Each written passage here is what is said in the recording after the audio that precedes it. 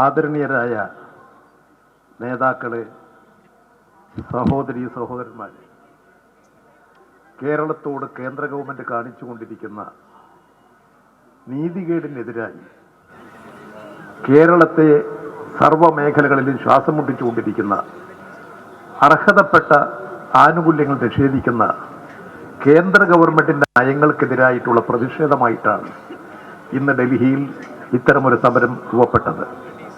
ഇന്ന് കേരളത്തിൻ്റെ മാത്രമല്ല, ഇത് ഇന്ത്യയിലെ BJP ഇതര ഗവൺമെന്റുകളുടെ എല്ലാം ഒരു പൊതു പ്രശ്നമായി മാറിയിരിക്കുന്നു.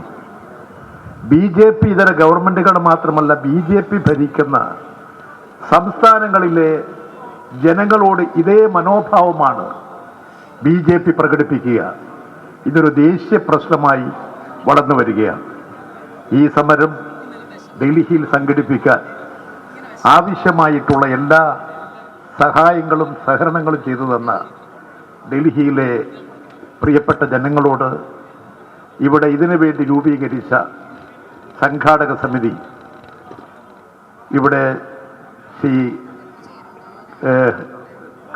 എളമരം കരീം, ശ്രീ ജോൺ ബ്രിട്ടാസ്, നമ്മുടെ കേരളത്തിൻ്റെ പ്രതിനിധിയായി ഡൽഹിയിൽ പ്രവർത്തിച്ചുകൊണ്ടിരിക്കുന്ന Shri KV Thomas master, T Sivadasan MP തുടങ്ങിയിട്ടുള്ളവരുടെ എല്ലാം നേതൃത്വത്തിൽ ഇവിടെ പ്രവർത്തിച്ചു.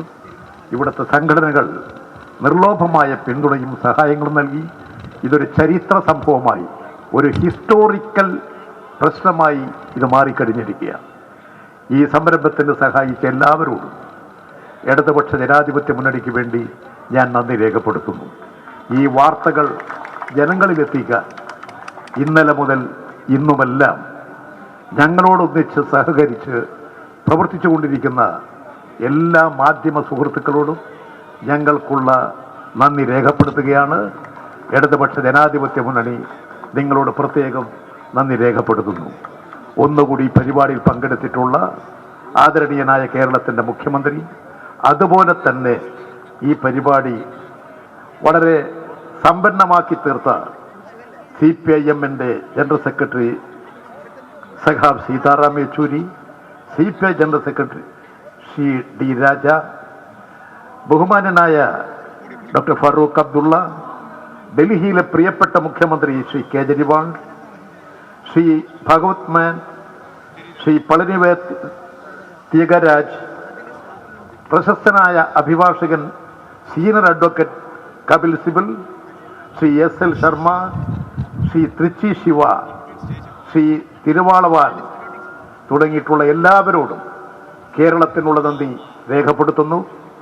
ഈ ഐക്യവും സാഹോദര്യവും കൂടുതൽ ശക്തമാക്കാൻ എല്ലാവരോടും ഞങ്ങൾ ഒരിക്കൽ കൂടി സഹായങ്ങൾക്ക് അഭ്യർത്ഥിക്കുന്നു.